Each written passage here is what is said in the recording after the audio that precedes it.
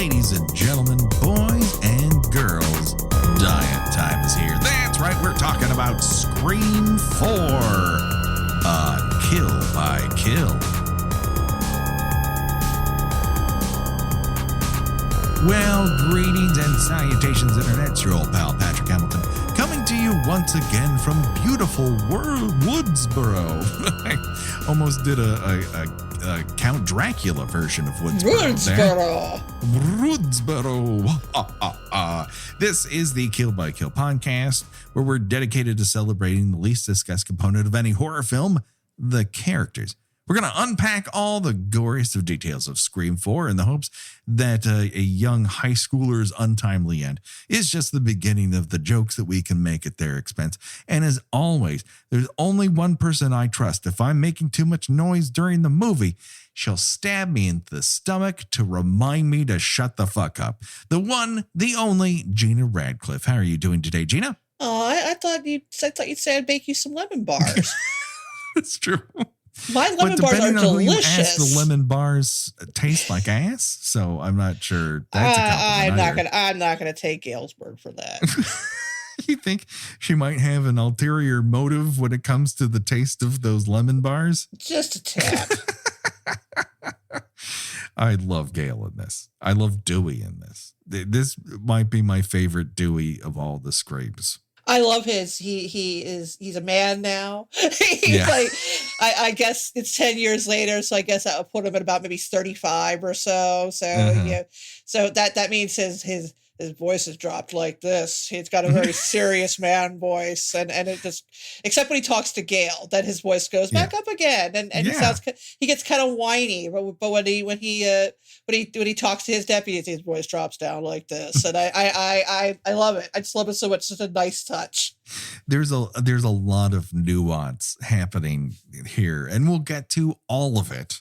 But first, I did want to make this announcement. Now, we did talk about this at the end of Killer Party, but I've noticed when I look at our analytics that sometimes people, and I'm not saying you, the person who's listening to me right now, but other people don't listen to the end of every episode. They might miss announcements that happen there.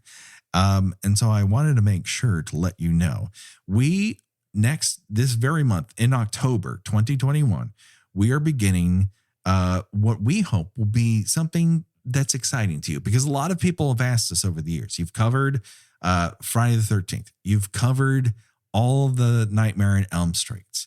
You've covered now all the available Screams. When are you going to cover Halloween?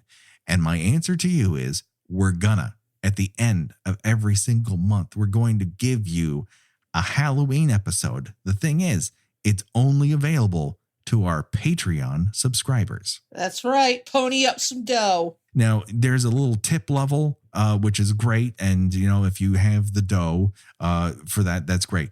But if you get to the $5 and above level, you will be getting not only our regular Patreon episodes, which will now be shifting to the middle of the month, but you'll also be getting a Halloween commentary at the end of every single month, starting here on October 31st.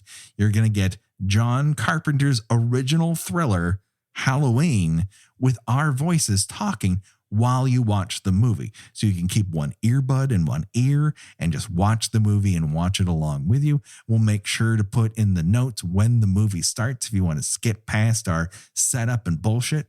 But we'll tell you where we're going to start it.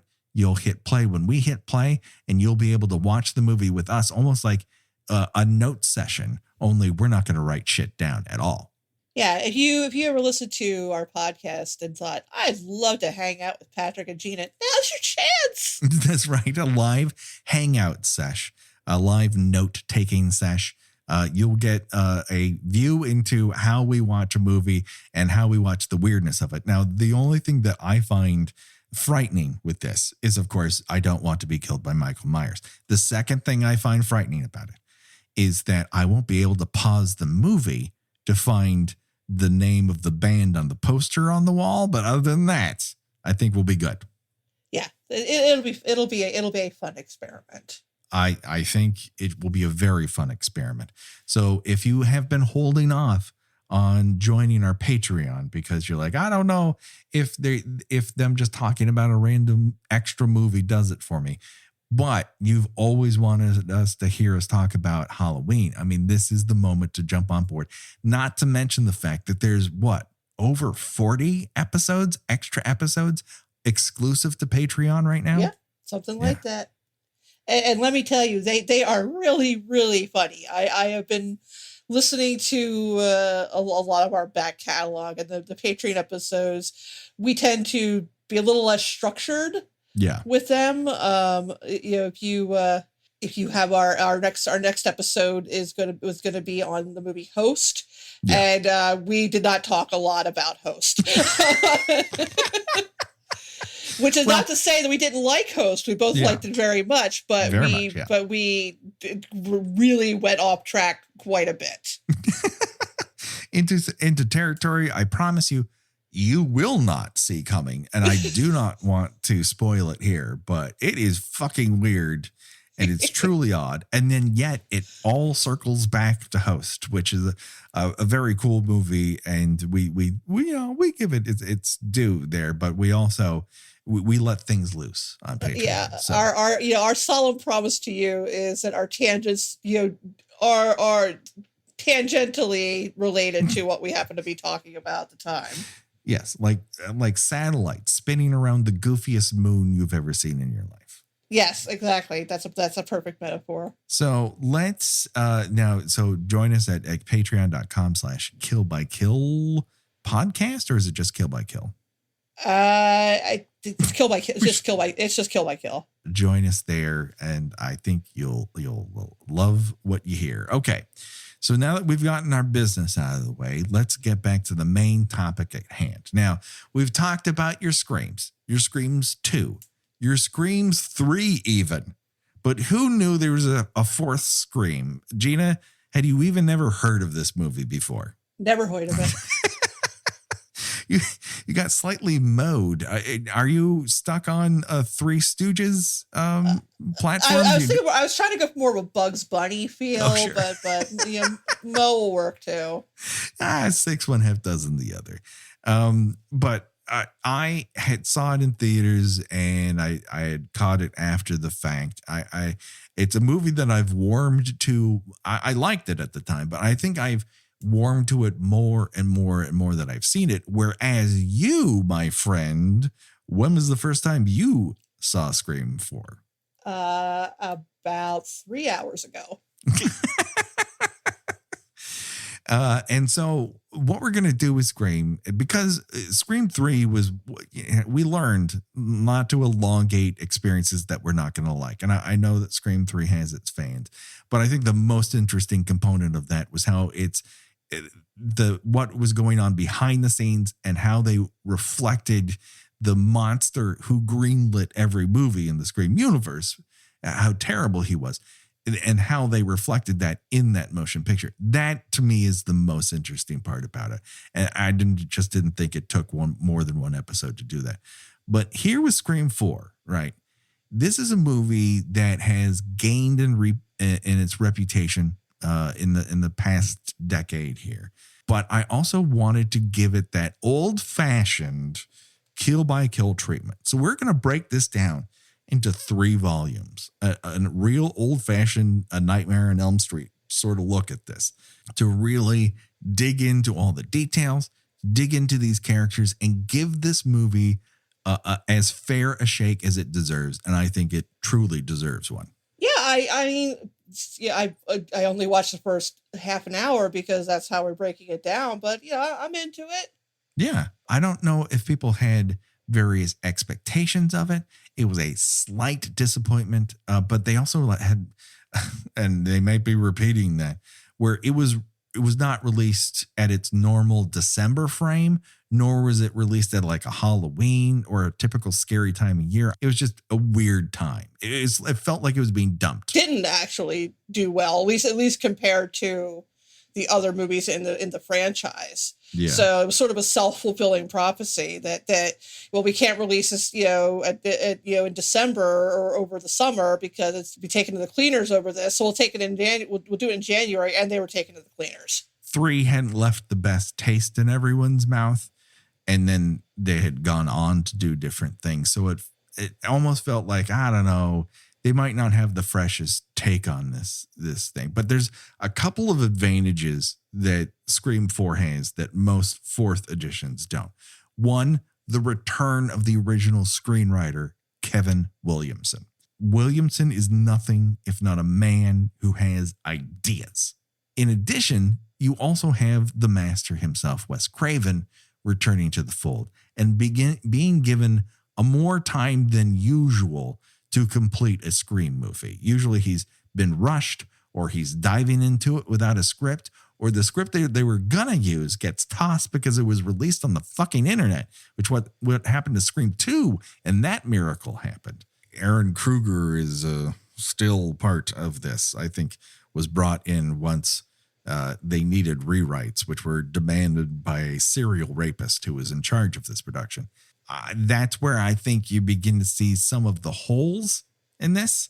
But for the most part, what has worked for Scream 4's greatest proponent is that the ideas in this movie have only gotten stronger and stronger. It was almost like it was released too ahead of its time. Funny that, it's 2011 and, they are talking about Facebook, they're talking about Twitter, and it's just like, oh, yeah, Twitter was a thing in 2011, wasn't it? And then it occurs to me that I've had a Twitter account since like 2009. Now that there were, there've been long periods, where I was, a rational minded person and just didn't use it.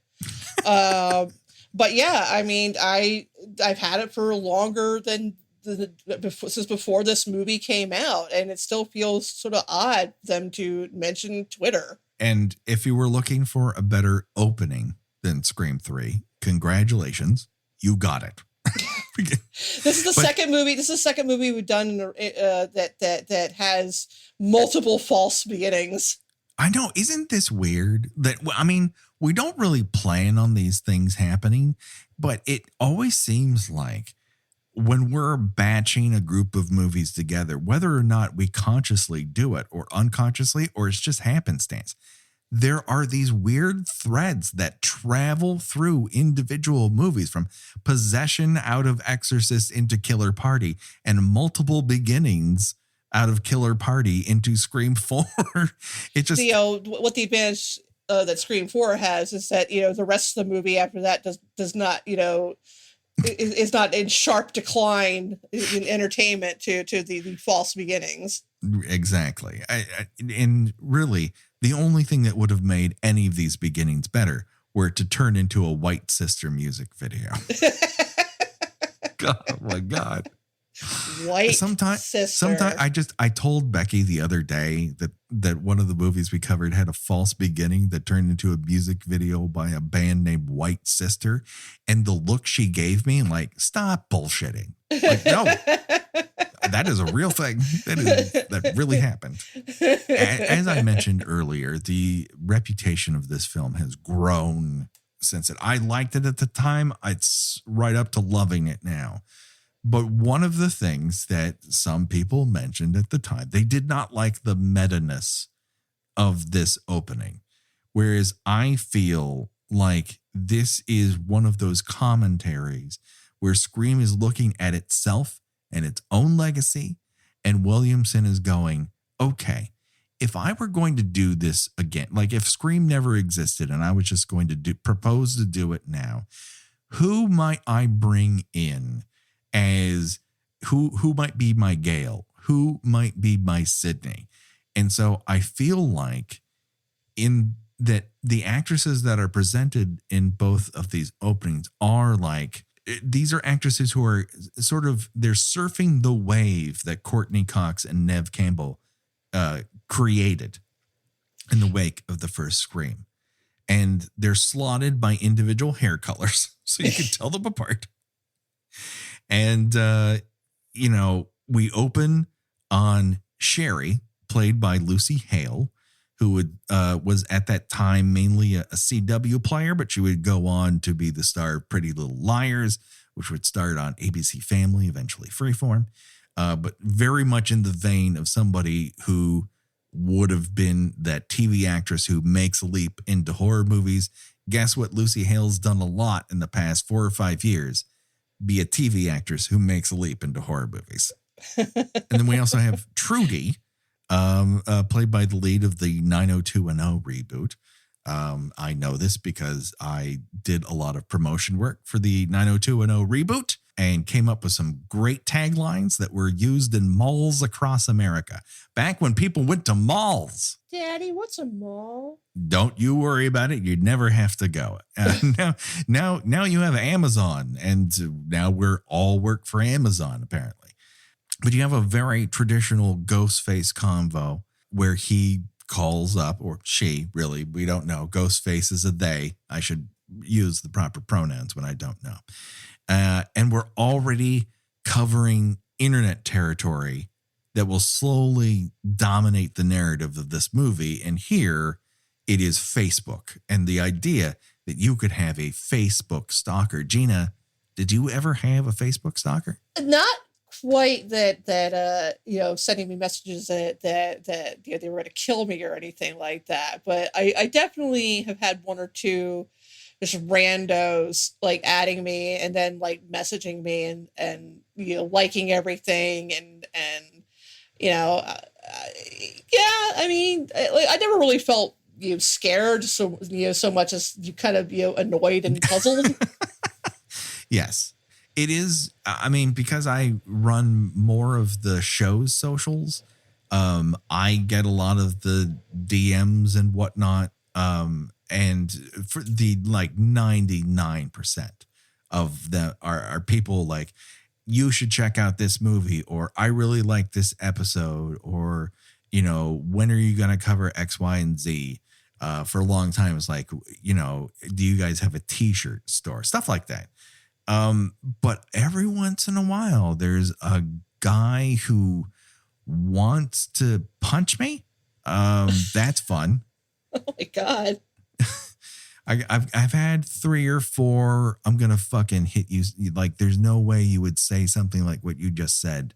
And if in person, and I'm going to take you out. And you're like, what the fuck are you talking? I don't even know what you're referencing, sir. I don't know what comes out of my mouth hole. So like he doesn't even elaborate on, you never told me this before. Oh my God. It's rare. I would say once a year. And it's the same. It's the same person? No. I blocked the person who really took it to a next level. I kept screenshots and whatnot, but every once in a while. And then there's the occasional, we've talked about it before, there's a distinct belief amongst a sector of listeners that believe that I am secretly gay. When it just that you told me because yeah. I guess because you are comfortable saying that other men are attractive. So I don't believe anyone's Kinsey scale is absolutely tipped to one side or the other. And I've certainly had my experiences in my life, so I wouldn't, dream to call myself one thing or the other. But yes, I enjoy beautiful men to look at. And so if that means that I'm on the down low, then guilty as charged. But really, it just means that I look like looking at fine pieces of man meat. I mean, whoops among us. Truly. Does not. And if you can't admit it, I mean, I guess you don't have to, but also you're never going to stop me. But, I'm off the market. I mean, you should all see my chats going on about the excellent Netflix program Midnight Mass, which we are mostly talking about how dreamy the male actors are on it. It's got one of your faves on there, right? Yes, it does. Yeah. I won, the magnificently named Hamish Linklater, which yes. I just love that name. That is a fantastic name. I'm glad that when he became a professional actor, no one told him to change it. You can pick it out of a crowd real fast. I mean, how many people have you ever encountered in your life named Hamish? One, Hamish Linklater. Who's the only part of that Stand remake. The only scene I really enjoyed was him. Everything else just made me sad. Yeah. Oh my God. Remember when we thought we were going to do a stand? I'm kind of glad I died. I never got a chance to finish that. You know what? I never went back. Yeah, most people probably won't remember that you nearly died, and that's why we had trouble producing episodes for a while. It was God's will, clearly. The fates were like, we don't know if we need more of these. Let's just randomly almost kill one of them. Believe me, I'm looking around corners now. They've tried one of us. You know they're going to try for me next. Don't let it be your kidneys. I might need one. You got to love a movie that rips an entire franchise for not developing characters and then kills the only two characters we've ever seen in the movie. Yeah. And we don't know who they are, why they are the way they are, but we do know that they are both horny for Channing Tatum's, modeling phase. I mean, Again, who amongst us? That was back before we realized that Channing Tatum could actually act. So that seemed to be the only thing he had going for him at the time. He had a fine looking tummy, and we thought, well, that's a nice idiot. And then it turns out he can act. He hasn't been acting lately. He's taken a vacay, it seems to be. Yeah, he should come back. He's one of those people I have grown to like. He understands himself, at least he understands himself on screen. I can't speak to him personally, of course. Another thing we learn is if this isn't the original Scream house, the exterior, it's an incredible simulation. It's very similar when they go out on the deck. Oh, I'm sure it's probably the same house. Yeah. Here's the fun part of this here. We immediately get two ghost-faced killers. So they just we tried the one and done in part 3, but we're back to 2, baby. And Trudy gets stabbed in the heart and Sherry gets slashed in the neck. And the blood here is right back up to Scream 1 standards, maybe even more. Yeah, and also the kill we're going to close on probably is the goriest kill. Yes, in the whole series up to this point. I think, to my remembrance, certainly there's a lot of, you see some guts pouring out in that first Scream. Yeah, but that was like a pretty quick shot. This is here. She's just like laying there. Right. You're seeing a lot of what should be on the inside, on the outside. That's for sure. But as soon as these two were killed, the Stab 6 logo appears. And we're like, oh, that was the beginning of Stab 6. And then we're sitting on a couch with two other TV and movie actresses that we did not know were going to be in this movie ahead of time. But yes, they are here. We're talking Rachel, played by Anna Paquin, who would be in the middle of her HBO True Blood era here, which means she knows how to wear some shorts and she knows how to wear a tank top, and she's working both. And then you have Chloe, played by Kristen Bell. Now, at this point, she's post Veronica Mars, and she's right in the middle of her first main movie star run, starting with Forgetting Sarah Marshall. And then she has a lot of romantic comedies that pop up after that. And then she slowly falls back into Veronica Mars. But of course, she is a star of stage and screen. Like, no one's weeping for either Kristen Bell or Anna Paquin. They're doing just fine right now. Indeed. We know they're different because they're two blonde and unequivocally short queens who have the ability to mow through dialogue at nearly Gilmore Girl levels. Yeah, this is the point where I will admit that I know what the twist in this movie is. Mm-hmm. But this was the point where I sort of was like, oh boy, here we go.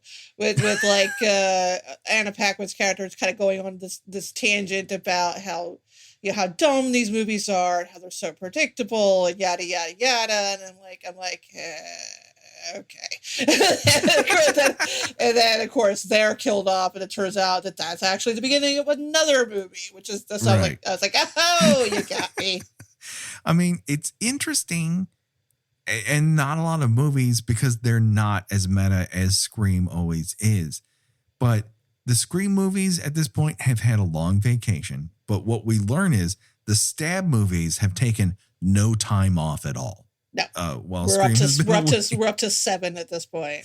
They're up to 7. So there's a real Friday the 13th, A Nightmare on Elm Street level of they're just fucking with everything at this point. Like anything to get anyone's attention, to keep people coming back, they're going to, give to someone.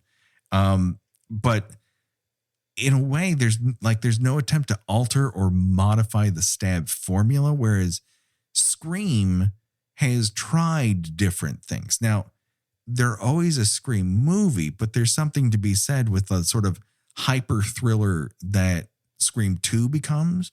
And then 3 obviously leans much farther into farcical comedy than any of its predecessors. Right. Again, we're starting with established TV actresses who upscaled to TV turned movie stars. And that is before Chloe stabs Rachel in the stomach twice for talking during the movie.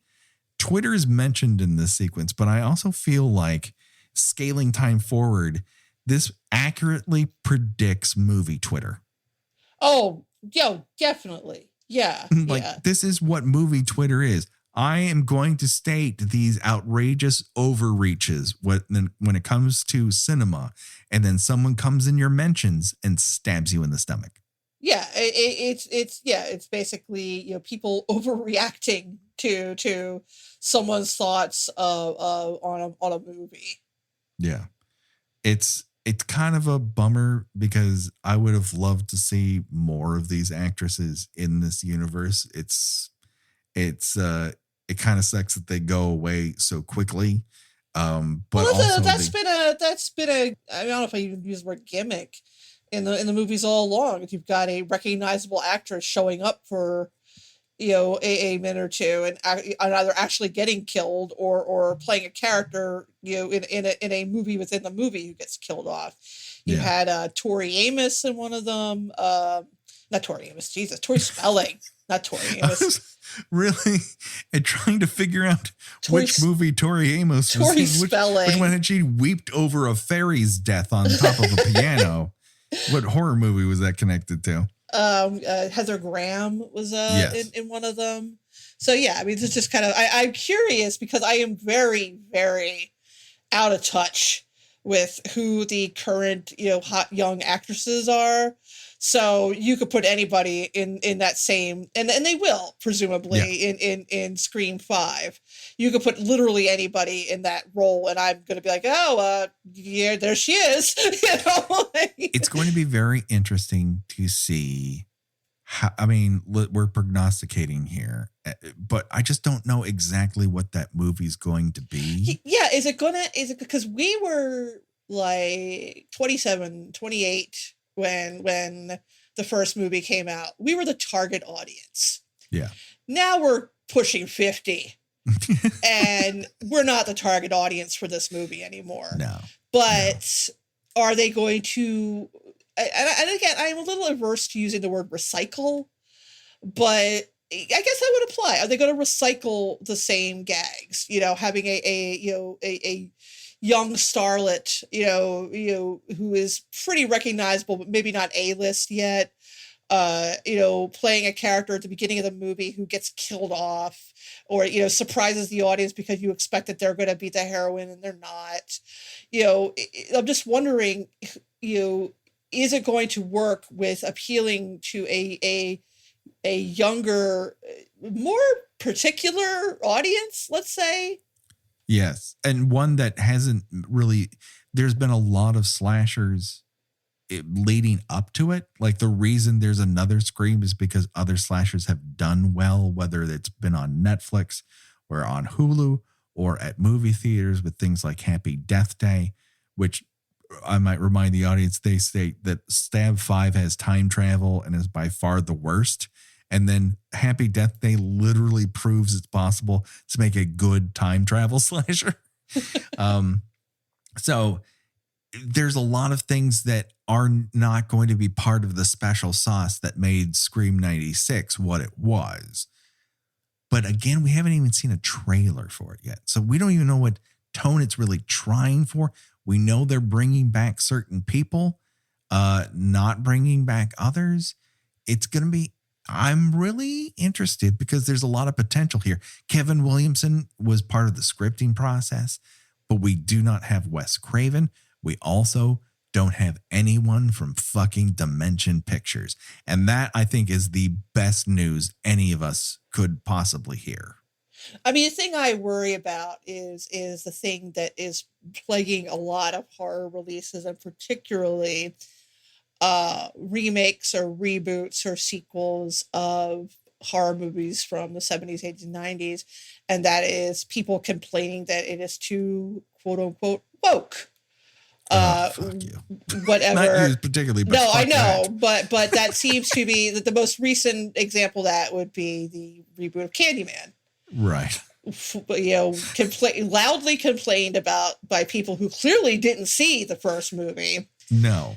That it did not pay attention, or I don't know what movie they watched. But now, quote unquote, it's about race. Whereas the original, I guess, was a tragic love story. Yes, a man who died by sniffles and fell over and cut off his own hand and placed a hook inside of it. Yeah, it was not part of a lynching at all. Nothing to do with a forbidden interracial relationship, or that this took place on in a decaying project. Only now was this one about race. Yeah. We both know these are cynical assholes who are just trying to get attention. And it's hard not to just call them out on their bullshit. But as we stated on the program before, the idea used to be that sunlight was the best disinfectant. And unfortunately, sunlight also helps shit grow. Yeah. and it turns out that a lot of these people have no shame. Yeah. Which is that's why I don't get into it with people anymore. Whether it's about politics or about whether things are quote unquote too woke, is because you can shame them and you can tell them they're idiots and you can tell them that they're absolutely they could not be more wrong, and they do not care. No, that engagement is all they're fucking looking for. They have an endless amount of hills to die on. Truly. It doesn't matter that they're constantly wrong. It's that they're constant. That's all it takes. And they can find enough people who will back them up, and that's all it takes. So yeah, I think that if you have let's say I don't know that Neve Campbell's coming back for this. I believe she is. Her, Gail, and Dewey are all but if you to come back. Prominently, let's say that the final girl is actually played by a black actress, and again, I know nothing about what the plot is going to be, but I am speculating. I'm creating a situation. People are going to complain about that. Yeah. If it has a Me Too angle, which it could. Yeah. People are going to complain about that. That it's as if Scream 3 does not exist. Yeah. Right, because because now if you are a horror movie that even slightly alludes to current events, which of course is something horror has never done up until the past 10 years or so. Right. They were all in vacuums. They never are dark reflections of society and its problems. Yeah. I mean, Nightmare, Night of the Living Dead was just about zombies. I mean, the fact that they just, killed the black guy at the end without checking to make sure he actually was a zombie. Yeah, that was just, coincidence. It didn't mean anything.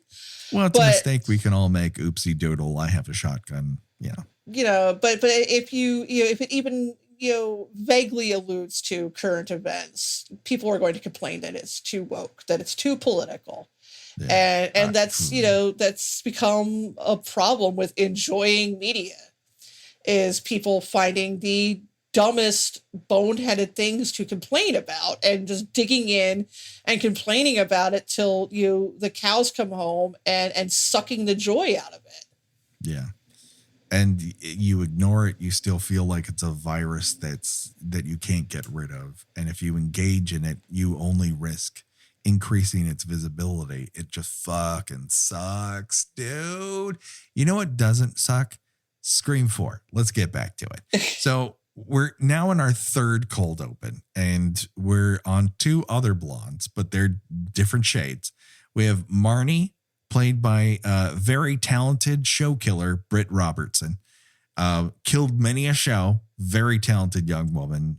Cannot find any sort of work that goes beyond a season or two. I don't know why. I don't know what that's fucking about, but TV is determined to make her a star, and she's actually a good actress, but holy shit. Tomorrow's Ted McGinley today.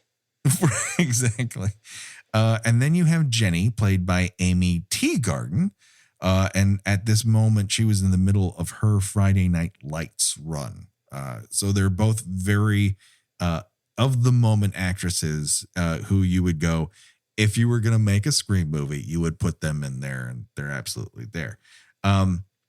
We do learn during the sequence that we've taken Ghostface to a new level in that there is an app that allows you to sound like Ghostface. So now everyone can have it. And can I interrupt you for a second? Of course. Absolutely. Another thing that this sort of predicted, almost chillingly, was the weird sort of obsession that people on the internet now have with serial killers. Yeah. Which I'm kind of hoping that, and again, I have no idea what the next Scream movie is going to be about. I would like to hope that it's going to have something to say about internet sleuths. As we record this, we are inundated with news about a young woman who disappeared. Unfortunately, her body was found, and her husband, boyfriend, fiance has disappeared. I speculate he is probably no longer with us, because you don't really leave with you don't really go somewhere and leave your wallet and phone behind unless you don't plan on coming back. Right. Yeah. But again, I'm not a detective. It's not my job. But people have really jumped on this. They're going to solve the case. They're not going to leave it to the FBI or people who are trained to do this. And the interesting thing about internet sleuths is they are often very wrong. And to give you an example, and sure. Newsweek ran with this as an article. The fiance in the days leading up to presumably when this young woman was murdered, was caught on film reading the book Annihilation, which we covered as a Patreon episode a few months ago. Yeah. Surely this means something, because in Annihilation, women disappear in it. I mean, a guy disappears first, and that's why it kind of sets that off. But oh boy, yeah, people need to stop. Yeah, it's like, you did not read this book. That is such a small part of that book. Right. Like I said, the book of Annihilation is practically a textbook on plant life and flora and fauna and that's such a small part of it. But you've got people like Richard Dreyfuss making the mashed potato sculpture and saying, this means something. This is important. Oh, I shouldn't be laughing, but I'm laughing to keep from crying, because you're absolutely right. Again, this is the type of thing that people thought was some sort of reach when Scream 4 was released. Right. And it's only become, with more and more time, that Scream 4 had a lot of good ideas in its grasp. Right. It didn't need to reach. Everything came towards Scream 4. Like in 2011, you would have thought the idea of, an app in which you could imitate the voice of someone who had murdered, where are we at by this point? 30 people? Yes, by this point, where you would think that this was a fun and wacky thing for, companies to sell and people to play pranks on each other with. And yet, you know what? If you go on Etsy, you can find like tumblers, like drink containers. Yeah, drink containers that have like blood splatter on them. You can find embroidery samplers that say like, "Eat me like Dahmer." Oh, Jesus fucking Christ. It's, you know, yeah, it's very funny. It's like, oh, I have a morbid sense of humor. But it just like, it is because of the human brain's ability, for better or for worse, to think of a murder or a crime and kind of shut out the idea that real people were involved in these, and that, you know, people died and families lost their children and their spouses and their parents. And just because because true crime is so hyper focused on the killer, that you don't remember, though there was actual people who were hurt, who suffered. Right. But, you know, and here's this funny thing, you know, I've got this app, I'm going to play pranks on my friends with it. Yeah. It just predicts in a weird way the artificial interaction that we all have access to now. And it seemed too far out there at the time. And now it's like, well, that seems very 10 years ago in a lot of ways. But let's get back to the reason why we're here. And that is to talk about the pretend deaths of people in a movie. And here we get Marnie, and I'm not entirely sure how she's originally killed, but we get a real massive Voorhees upper body strength display here when her dead body is defenestrated through 2 windows. And I'm like, I love this movie already. We're into it. This is going exactly the way I want it to. Jenny then demonstrates a lot of film theory at one point where she's like, listen, I'm not going to hop into shadows. Are you just out of frame? All this stuff. But none of that stops her from getting stabbed in the back, tossed down the stairs, crunched by a garage door, and then finally stabbed in the heart so that we can finally get to the Scream 4 logo. We did it. We did it, everybody. We get a little ghost face mask behind it in the whole 9 yards. Probably the best title treatment of any of the Scream movies, but there you go. We finally got the actual font involved. I enjoyed that part. Cut to the soothing melodies of The Sounds. The Something to Die For is the song being used here. The Sounds were a pretty good band, I believe, of Nordic origin. You didn't hear much from them after their first album, but I think the song was written specifically for the movie, which is why it's a little heavy-handed in the lyric department. Just a touch. But that's okay. Everyone likes a Scream soundtrack, even though Creed has appeared multiple times on a Scream soundtrack. So not exactly batting 1,000, but no one does.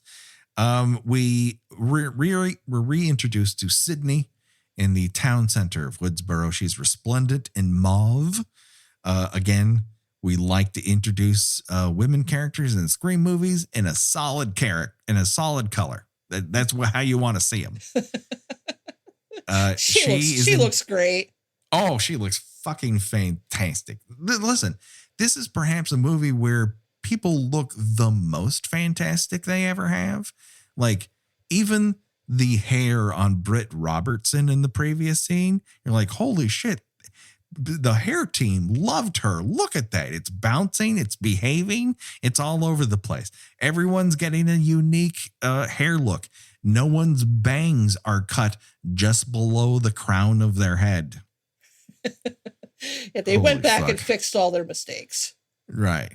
They're going to treat everyone right in here. And Sydney, we learn, has a new autobiography out entitled Out of the Darkness. And she has decided to end her book tour in Woodsboro on the 15th anniversary of the original killings, which sounds to me like a bad idea. Yes. She is flanked by her publicist, Rebecca, played here by Alison Brie. Yet another TV phenomenon. She's right in the middle of her Community peak at this moment in time. And Allison is into full kerfluffled bitch mode, I think is what we might call Rebecca. She can't, for a PR person, she has a very hard time communicating to human beings. Yeah. Oh, the irony. Yeah. But honestly, this movie is literally batting 800 when it comes to casting. There are very few times where it falls below where it needs to. And when it does, I will let you know. But we need to cut to what we all want to hear. And that is the Axel F theme by Harold Faltermeyer. That's Dewey's ringtone. Did you know that there are lyrics to Axel F? I did not. Before it was the Axel F theme, it was a completely different song, same melodies, same tones, but there were lyrics added. I'm going to give you some right now. Sitting out upon the front steps, busting at the seams, woe driven by desire. City boy stares at the sunset. That sounds like a terrible fucking song. Yeah, you take those out, and you've got Axel F, a great song. All I want to hear when I hear that, like all I want to see is someone stuffing a banana in a tailpipe. It's perfect. Do not fuck it up with words. And under the covers, there's Dewey. He's woken out of a deep sleep. And he's moving pretty good for a guy with multiple stab wounds and nerve damage. Yeah, he looks great. Again, looks great. Listen, the last, I guess it's been a decade since his last run-in with a ghost face. So, he's doing great. We also learn he's reading Sydney's book. And then right next to him, we learn is Gale Weathers. They're finally starting in a place where they are together. Not only that, but she's adapted to Dewey's job to the point where when he's woken out of bed by his ringtone, she can sleep right through it. So that's where they are in life. She's has become domesticated to a degree where she's comfortable with his sheriffing lifestyle. And he has a deeper voice when he talks to other people in his department. I'm always a little baffled, and I am baffled that this seems to be the case in the upcoming Halloween Kills. Mm-hmm. In that everybody has, other than Sydney, has chosen to remain in this town where they've experienced so much trauma. Right. Yeah. I think that when I watch Halloween Kills, I'm really going to have to put that aside. Yeah. That everybody stayed in this little tiny ass town, where just, so much horror and pain happened in it, and they just decided to stick around. I mean, honestly, when you think about it, even with that particular, let's say Halloween, 2018 Halloween Kills, right? The last time something terrible happened there in that particular movie connectivity is 1978. The last time something bad happened in Woodsboro specifically was 1996. So it's not like, because she hasn't been there, it's not like Scream 2 also took place there. It's not like Scream 3 also took place there. That being said, they're constantly being inundated with a new stab movie every other year. So they're kind of getting that rehashed that way. But it's not like there's always Ghostface murders constantly happening in Woodsboro.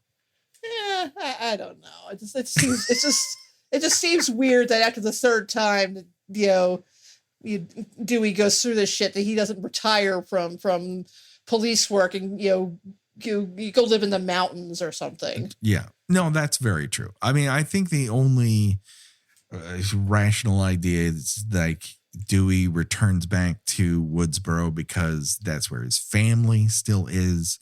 So he might not want to move out of there. Why Gale decides to settle down in Woodsboro, that is a bigger problem, because it still seems when she interacts with people that it's like she just showed up last week. Yeah. Oh yeah. She still just looks at everybody like they smell bad.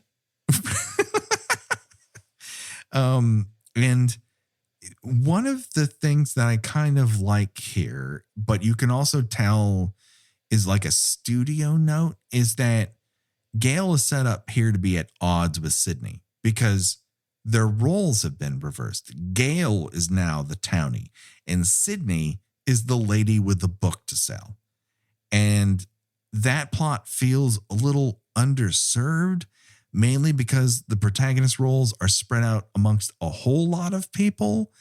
That being said, once the action gets going, they don't really have time for that. And also, Sydney and Gale have graduated from constantly being at loggerheads with one another. Right. Now Gale's at loggerheads with Deputy Judy. Yes, Deputy Judy. Who's our Deputy Dewey replacement. But we will get to her. Dewey comes out and he yells at a speeding car to slow down. And it happens to be driven by the cheerleader that NBC demanded America save, Hayden Panettiere, who is my favorite character in this movie and perhaps in the entire franchise. She's Kirby Reed. And Kirby, as we will learn, is sort of a Randy 2.0 in that you don't want to murder her constantly. Yeah, I mean, yeah, you definitely don't have these sort of, hissing whenever she appears on screen. Yeah. The bugs have sort of been worked out at this point, and you're entirely like me, welcome to staying a legend in the making. If they do not bring her back for Scream 2022, I'm kind of going to be pissed off. I might be pissed off. Have you seen her name pop up in the... No. No? Okay. No. No one from Scream 4 outside of people who were legacy at that point seems to have been at least publicized their participation in this. But I'm not the only one who feels this. Like friend of the show, Andrew Lassane, made a Justice for Kirby t-shirt, and I own it because I honestly believe there should be justice for Kirby. If there was justice for Han, there should be justice for Kirby, everyone. But Kirby is swinging by to pick up the world's least likely Scream Queen in Emma Roberts, here playing the confusingly named Jill Roberts. Yeah, you know what? I would have known the twist in this movie as soon as I saw Emma Roberts show up. Like even if I hadn't known it ahead of time, because I've never seen her not play a terrible person. But this is before her long run of playing terrible people. This started that run. My general exposure to her has been through American Horror Story, and then she's been in other. So she always plays just kind of just awful characters. So even if I hadn't known in advance, as soon as she showed up, I would have been like, "Yep, I bet she has something to do with it." What I do like watching this time through is I'm specifically watching her to see how she reacts when other people learn information that she knows, because spoiler alert, everyone, she's one of the Ghostface. And when she hears information, like, she is not a good quote unquote actress when it comes to everyone learning something that she knows about. When everyone's phone goes off in class, she's the only person there who doesn't look at their phone. Right. So I don't know. I certainly didn't notice upon first watch, but this time I'm really looking for it. And there's a lot of nice little hints, including Kirby say, "Please don't kill me," early on, because she has a information that she doesn't like. Also a member of this trio, and now we're getting into that bad, that strike quotient of 200, is Olivia. She is played by an actress with a SAG card. And that's all we're going to say about Olivia. I mean, we'll talk a little bit about her later on, but listen, you can't fill every role with the best person ever. And I don't, maybe she's a better actress now. I don't know. But there's kind of a hole in the ozone when it comes to the environment of this movie. And she's one of them. I just don't buy her. She doesn't seem to be a part of it. Well, she's sort of like weirdly hostile to Sydney. Yeah. Like she just does not buy that it's just incredibly bad luck on Sydney's part to get, and I guess I could sort of get it, but she's just like, yeah, no. Well, I don't even want to be around her. Yeah. But it's not like it's information that we haven't brought up in our conversations. Like, what the fuck is it about Sydney where people are not only upset about things that were not inherently her fault, but to the point they need to murder everyone around her? Well, like, even there's an interesting moment where we meet Jill's mother, mm-hmm. who is the sister of Sydney's mother. Mm-hmm. And they are talking about Jill and I can't remember if it was Libby or Kirby. I think it was Kirby talking about what Sydney has gone through. And the mother's like, well, I have scars too. That was my sister. She was my sister. Talking about, it's like, lady, what are you talking about? And like, why are you like, dismissing it's weird. Like, you're right that the movies have a very odd pattern. And I'm not quite sure I understand what it means. Unless it's, some sort of metaphor for how, women survivors of violence are treated. In that, like, what she has been through is either minimized or she is held responsible for it in some way. Yes. So, I mean, I'm sure that Jill's mother, has suffered from, the loss, particularly such a brutal way of her sister. But there's no way that compares to what Sydney's gone through. Yeah. And it's very odd how she seems almost annoyed by them talking about Sydney. Yeah. Well, because like it's this, her mom wanted attention and now all she wants is attention. And it's kind of like, why isn't she allowed to be herself? Again, we're back into the Cassandra thing from Scream 2, where because she saw things, she's now being persecuted for not only surviving them, but daring to talk about it. It's just very weird. But you see that all the time online now where, oh, well, this happened to you, but how dare you have the balls to talk about it in public? It's like, but what the fuck else power do I have over this situation?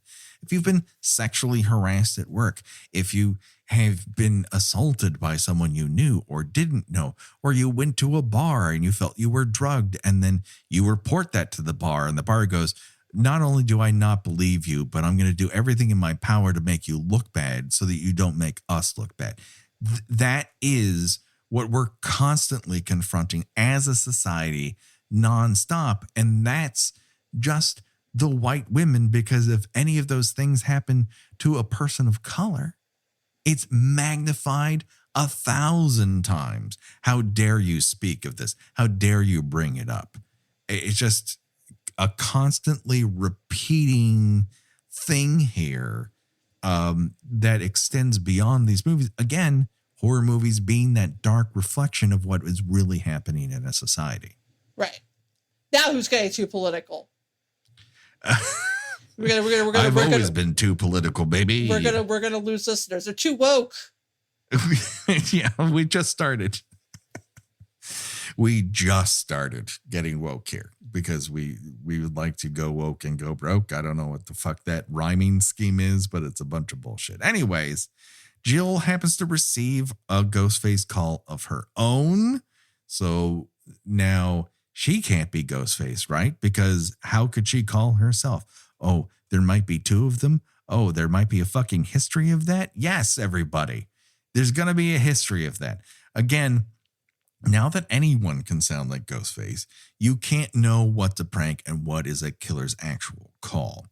Cut to Deputy Jill, who's our new Dewey, as it were, and played by genre vet Marley Shelton, who we both last discussed on Valentine this last February. And this is one of those things that I didn't quite like at the time, but I also didn't really connect it to her being the new version of Dewey. And now that I have that in my head, I like it a lot more. Yeah, I'm kind of stuck on her being so thirsty for Dewey. And I feel like, yeah, we get the point. Okay, there's got to be more to this character than this. It's true, but I think we do get a little bit more of that character a little bit later on. Gale is introduced by another returning person here to the Scream franchise, Nancy O'Dell, giving her third Scream appearance. Give it up for Nancy O'Dell, everyone. A very good thing that she be known for something other than once being the furniture shopping victim of a former steak salesman. Fucking asshole. Let's get political. Speaking of which, let's meet Robbie and Charlie. Now, at the time, the word incel hadn't been spoken by human lips, maybe only demon lips. But we're gonna review them through this lens a little bit, okay?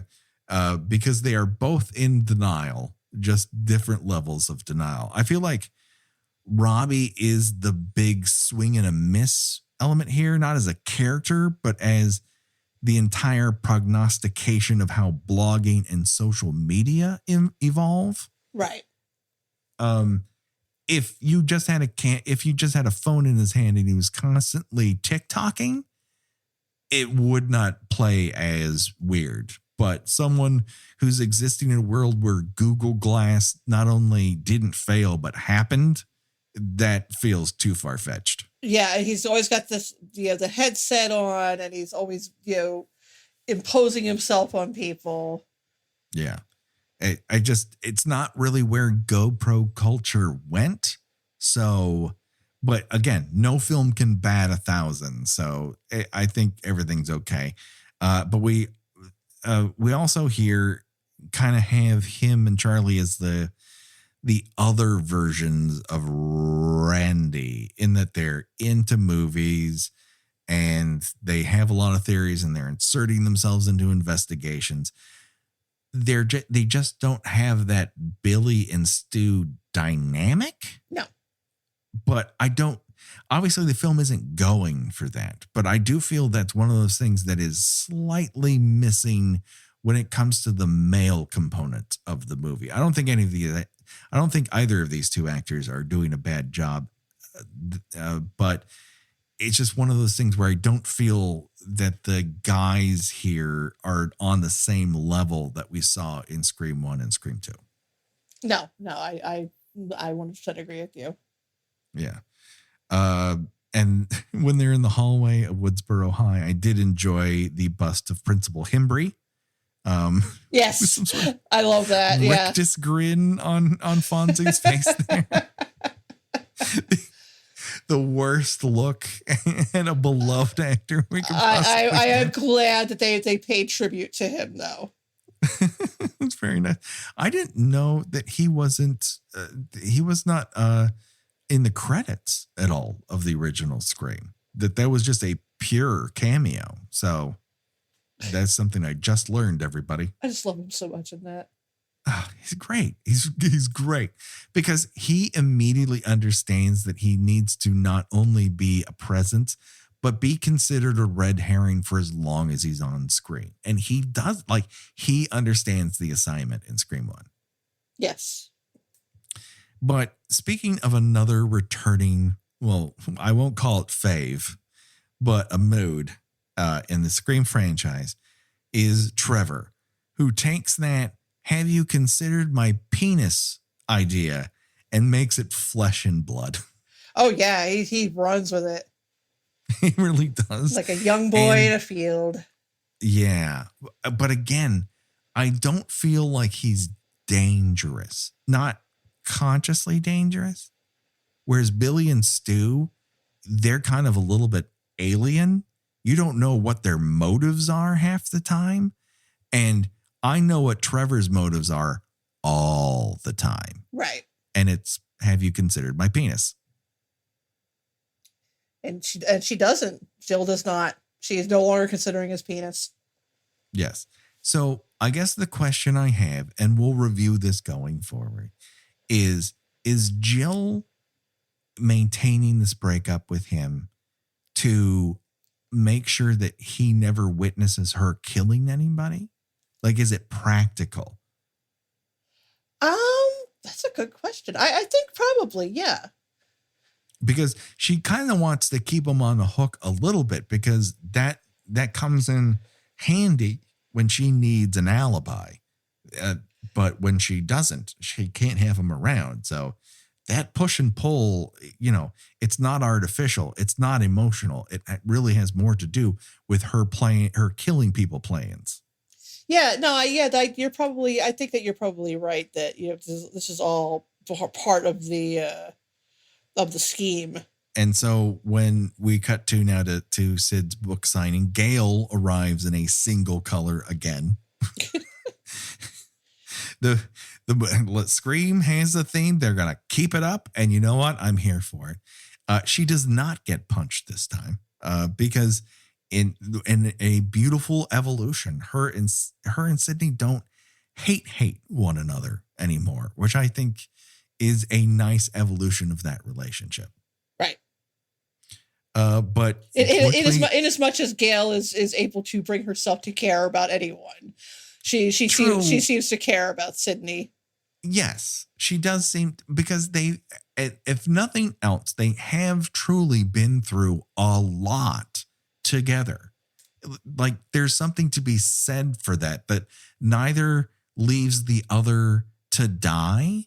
And regardless of whether or not they're ever going to be the best of friends who's constantly talking, they're not that kind of friends.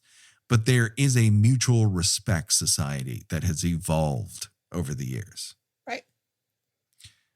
Dewey is quickly on Gale's heels. He arrives to turn this book signing into a murder investigation.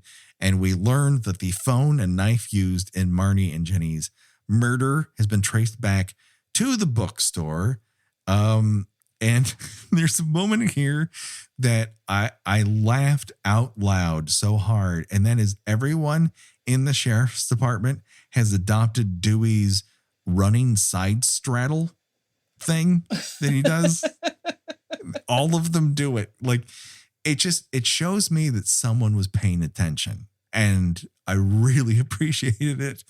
And it turns out in the trunk of Sidney's rental car is a bunch of bloody posters, the phone used during those murders, and a needlessly clean knife with just a little blood on the tip. It's very odd. Just a schmear.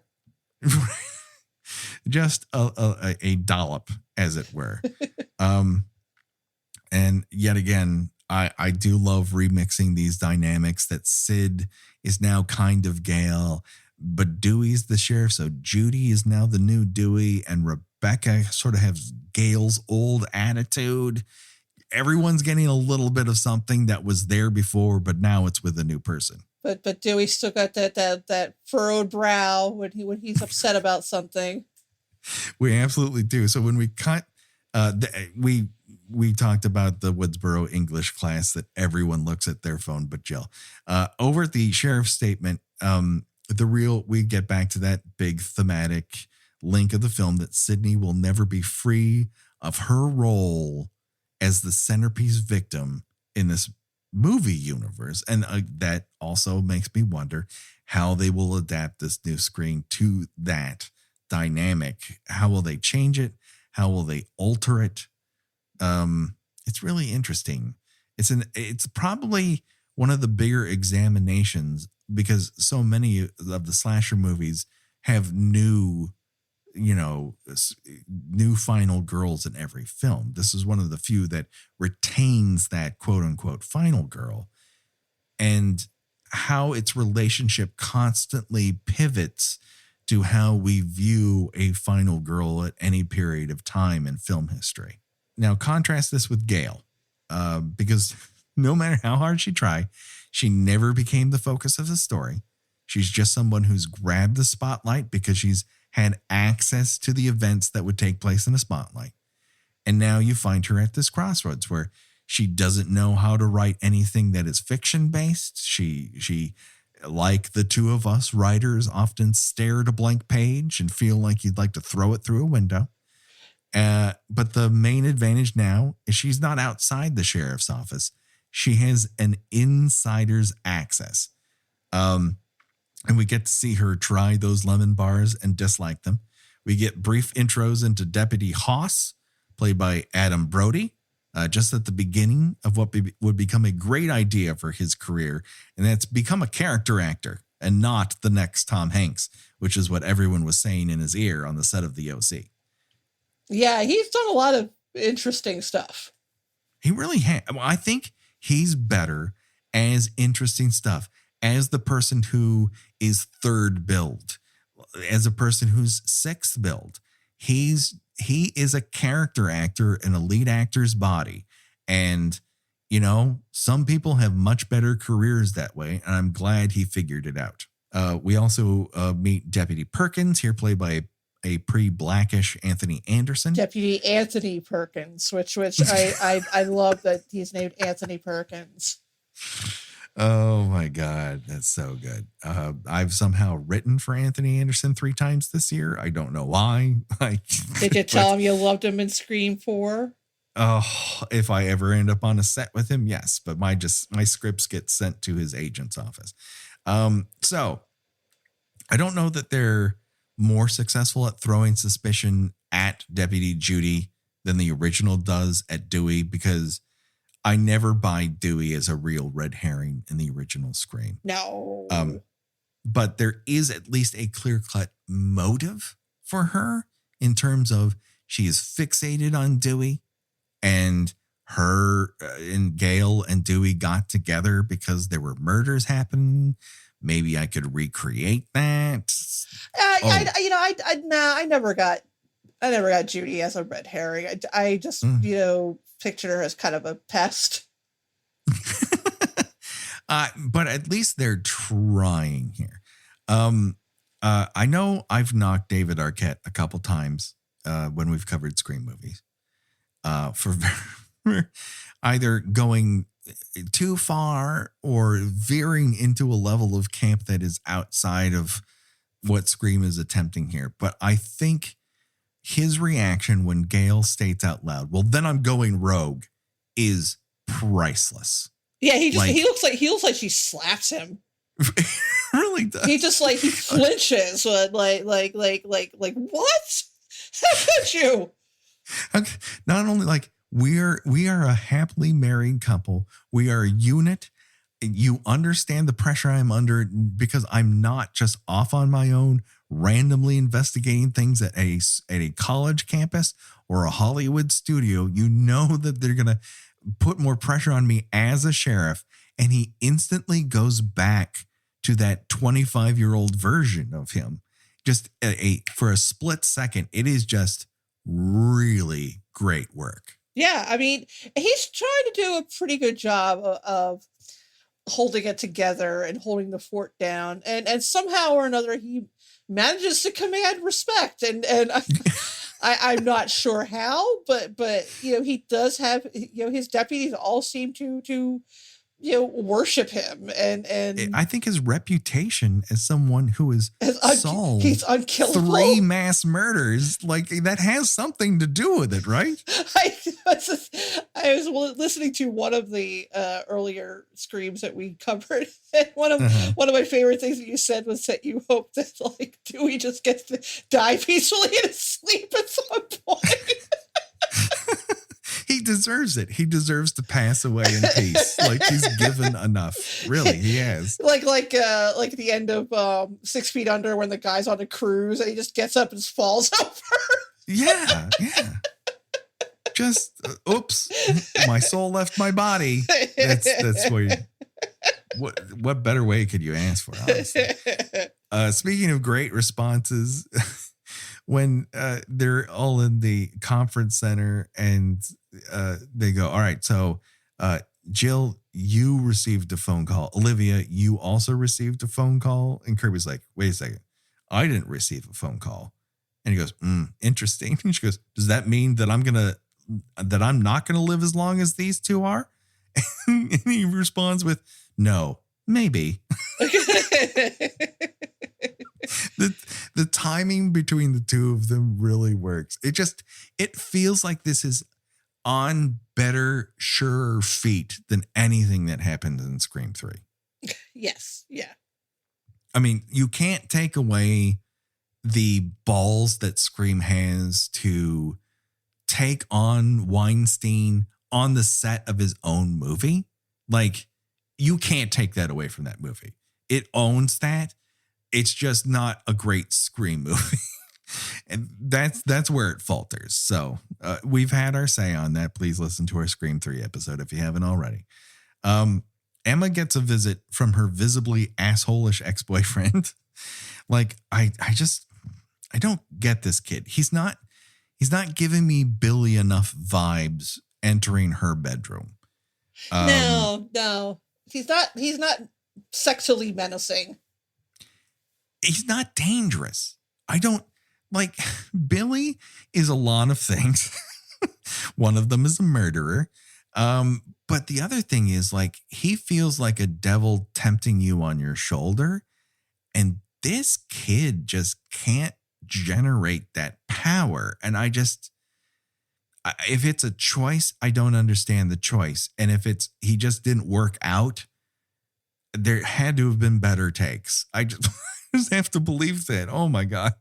He is, this guy's performance it doesn't have multiple levels. Like, he doesn't need an escalator. It's all on one plane. Well, is it an issue with his performance, or is it that his character's a little underwritten? There's a lot of characters in this movie.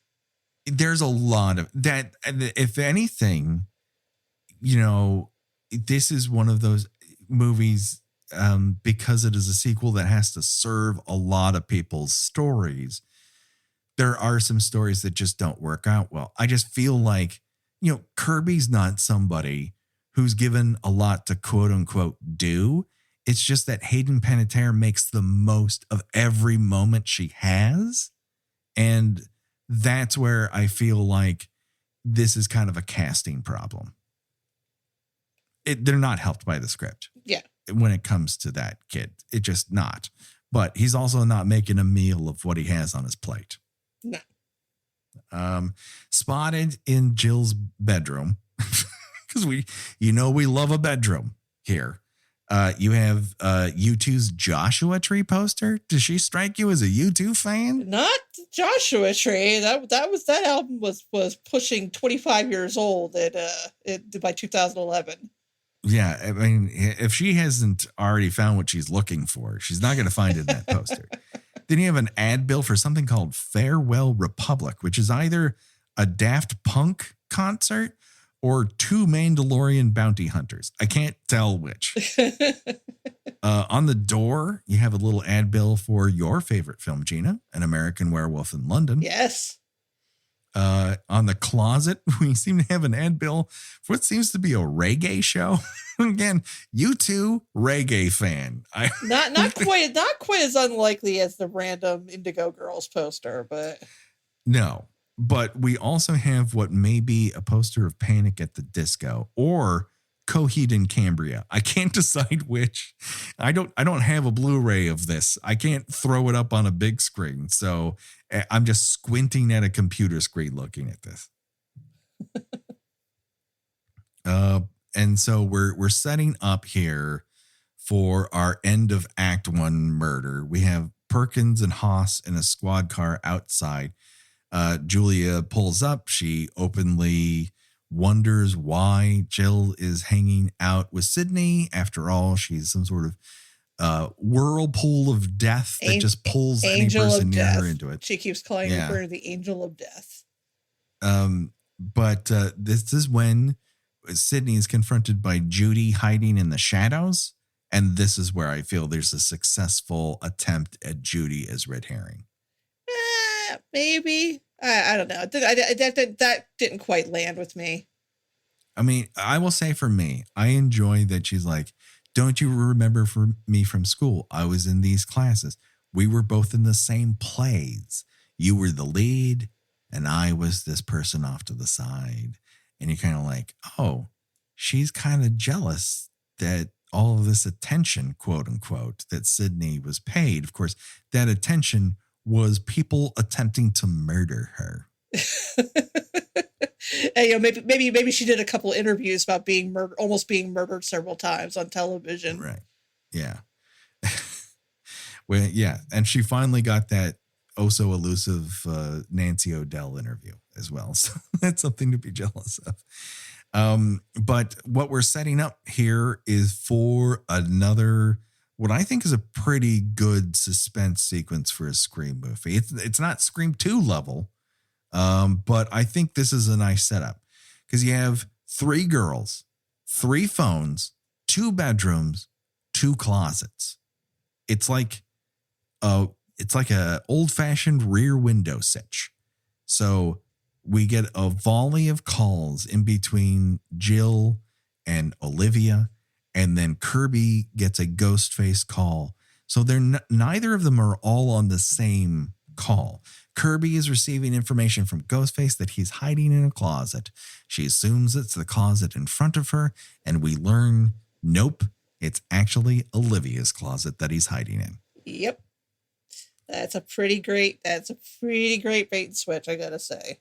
I think it's one of those things that a lot of films try, but Scream is so much better at accomplishing, with the exception of Scream 3, that Wes I almost said Wes Anderson. Wes Craven understands that these murder sequences have to have their own mini hook to them. There has to be something more than just being stalked and killed. He wants to do more with the medium. So what's a movie that he's always kind of wanted to do? Well, he's played with it a lot in Red Eye, and you see it kind of pay off here in Scream 4 of that everyone's separated, everyone's on a different line of communication, and ultimately, Ghostface is using that to their advantage. And this kill sequence is pretty gruesome. Yeah, I was shocked at how gruesome it was. I mean, when she raises her hand to defend herself and he buries that knife through the hand, you're like, this movie is not playing around. Right. Like, and she's like laying in like a pile of her own guts. She gets thrown through a window. It's defenestration number 2 in this movie already. Defenestration and pulls her back in.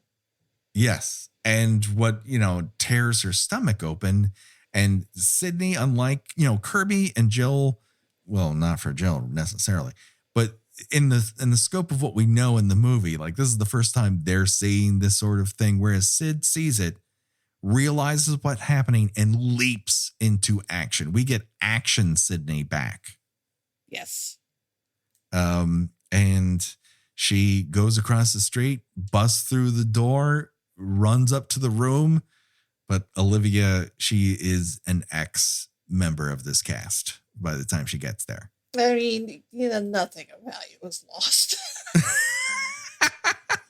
I'm not going to argue with that point. The amount of blood in that fucking room, they're going for it, man. Yeah, I'm just picturing some crew member with like just like a garden hose just turning around, just spraying everything. There is a lot of spray in that room, and I would love to talk about more, but you know what time it is? It's choose your own death venture time. That's right, folks. This is where we decide, of the deaths presented in this section of the movie, which one would you choose to die from and why? Up for bid, we have just a straight old stab to the chest, a straight old throat slashing with plenty of blood coming out. You got the stabbed in the gut. You get stabbed, then defenestrated. Then you get stabbed in the back, hand, stomach, and defenestrated, ultimately gutted. Gina, you're the only other person here. That's why you're going first. Oh, gosh. I mean, it would seem very me to get stabbed in the stomach for talking too much. So I mean, I feel like Olivia's is the most spectacular death. Yeah. But it does go on. And she gets a lot of death. Yeah, and I definitely don't want my back broken because that just seems like a horrible way to go. So yeah, I'll just take stab in the stomach for talking too much and trying to sound like I'm smarter than I actually am. The only reason I'm going to change my answer, because yes, I do believe I would get stabbed in the stomach for talking too much. I mean, this podcast, even this episode, is reason enough for me to get stabbed in the stomach. But I think I'm going to go with stabbed and then defenestrated, because I love that idea of a person so worked up by killing that they have the upper body strength to throw you through a window. Just pick you up like a sack of potatoes and toss you through the window. I mean, that goes back to, Friday the 13th, where, once a movie, you get one person tossed through a window. It's just what a way to go, Yeah, like I said, I do go for the spectacular, but like I said, the Libya is just too much. It was too much. We should have at least one defenestration t-shirt. Yeah, we probably should. We should. We'll have to work on that. We have work on all sorts of cool things coming your way. But before we get to that and our wonderful TeePublic store, Gina, where can people find you on these here internets? I write about movies and television at thespool.net. I recently reviewed Mike Flanagan's Midnight Mass, which is wonderful. I love it. Yeah. I love it so much. If I had time, I would love to be able to do a episode by episode breakdown of that. Perhaps that is something in the future. We shall see. And some upcoming stuff I'll be reviewing is Halloween Kills, which we are also going to be doing an episode of. And Todd Haynes' documentary about the Velvet Underground, which I am very excited about. Wow. Yeah, that sounds fantastic. Yeah, you look it up, people. Do it today. You can find us on the Twitters, on the Facebooks, on the Instagram. You can find us over on Letterboxd. We have a TeePublic store. Of course, we have the Patreon, which we discussed earlier in the episode. And of course, please rate and review us on iTunes or whatever your review situation may be, whether it's Google Podcasts or wherever you listen to us. It helps us be seen and heard by more people. And if you talk about your favorite, kill about any of the movies that we've covered, of course, we'll talk about it here on the air. That is our solemn promise to you, the Killed by Kill listener. Until next week, when we're talking about Scream Volume 2, even more Scream 4 coming your way. Don't worry, folks, because the body count will continue. For myself and for Gina. Bye-bye, everybody. Bye.